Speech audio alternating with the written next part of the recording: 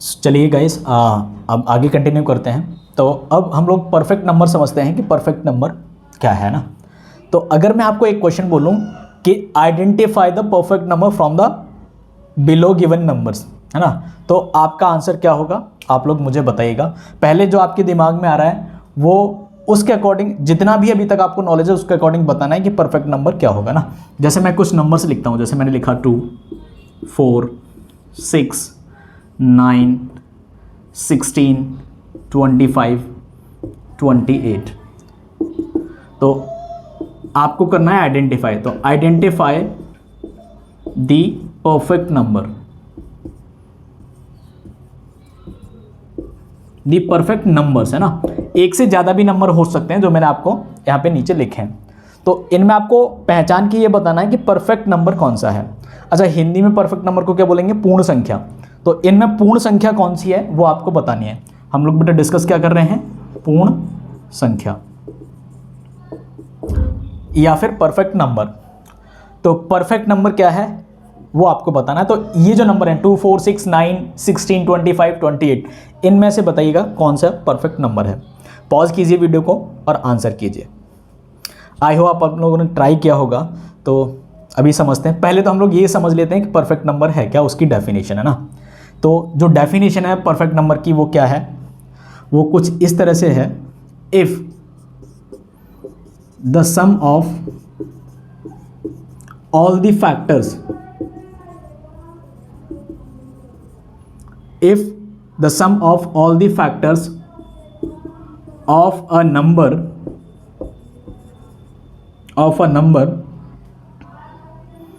Bracket में लिखना excluding the factor number itself, मतलब ये कि आपको वो वाला फैक्टर छोड़ देना जो संख्या खुद है, जो नंबर खुद है। Excluding the factor number itself if the sum of all the factor, बाकी जितने भी फैक्टर बचे उनका सम अगर is equal to the number, then it is called perfect. तब वो संख्या बेटा क्या होगी? परफेक्ट नंबर होगी या फिर परफेक्ट संख्या होगी। हो सकता है कि आपको डेफिनेशन से ना समझ में आए। जो हिंदी वाले बच्चे हैं उनको क्या लिखना है कि अगर किसी भी संख्या के सभी गुणनखंडों का योग अगर उस संख्या के बराबर हो जाए, लेकिन कौन सा उसमें गुणनखंड आपको छोड़ देना है? जो संख्या खुद है उसको हटा के बाकी रिमेनिंग जो फैक्टर्स हैं अगर उनका सम उस संख्या के बराबर है तो वो संख्या क्या होगी? परफेक्ट नंबर होगी। तो देखते हैं एग्जांपल। जैसे मैंने यहाँ पे 2 लिया था, तो क्या 2 परफेक्ट है? तो पहले तो इसके फैक्टर्स देखिए। तो 2 के फैक्टर्स क्या हैं? पहला फैक्टर है 1, दूसरा फैक्टर है 2।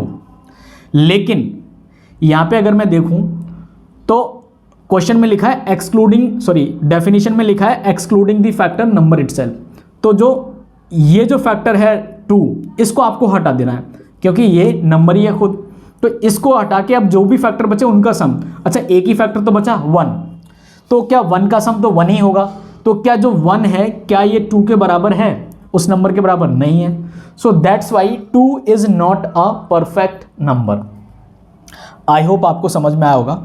अभी नहीं आया है लेकिन बहुत सारे तमाम एग्जाम्पल लेंगे हम लोग और ये गारंटी है कि आपको लास्ट तक सारी चीज़ें सब समझ में आ जाएंगी। तो मैं इसको रफ कर रहा हूँ, आगे चल रहा हूँ।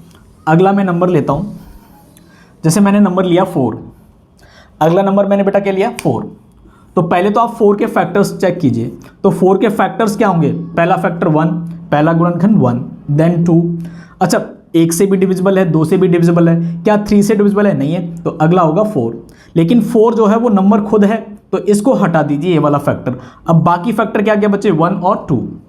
तो 1 और 2 का सम कितना होगा? तो 1 + 2 कितना होगा बेटा? 3। लेकिन क्या ये जो 3 है क्या ये 4 के बराबर है? नहीं है, डज नॉट इक्वल्स टू 4। तो हम कह सकते हैं कि 4 है वो परफेक्ट नंबर नहीं है क्योंकि ये जो 3 है ये 4 के बराबर नहीं है, यानी कि उनका सम जो है फैक्टर्स का वो 4 के बराबर नहीं है। अब अगली बारी आती है 6 की। तो 6 के फैक्टर अब चेक करेंगे। तो 6 किस किस नंबर से डिविजिबल है? 1 से डिविजिबल है। अच्छा, फैक्टर्स क्या होते हैं? जिस नंबर से वो नंबर कंप्लीटली डिविजिबल हो या फिर कंप्लीटली उसमें उस नंबर का भाग चला जाए। तो 1 से पूरा डिवाइड हो जाएगा 6। अगला नंबर 2 से भी डिविजिबल है। अगला नंबर 3 से भी डिविजिबल है। अच्छा, 4 है क्या? 4 तो फैक्टर नहीं होगा इसका, तो अगला फैक्टर क्या होगा? 6। अब 6 को हटा दीजिए, बाकी जो रिमेनिंग नंबर्स बचे हैं इनका सम। तो अब देखिएगा 1 + 2 + 3, तो बेटा ये कितना हो गया? 6, और जो कि 6 के बराबर है, और हमें यही देखना था। तो यहाँ पे जो पहला नंबर मिला है हमें परफेक्ट, वो कौन सा है? 6। तो इसमें एक तो जो नंबर है 6 वो परफेक्ट है, ये दोनों परफेक्ट नहीं थे। तो ऐसे ही आपको आगे कंटिन्यू चेक करना है और आपको ये बताना है कि इनमें कौन सा परफेक्ट है।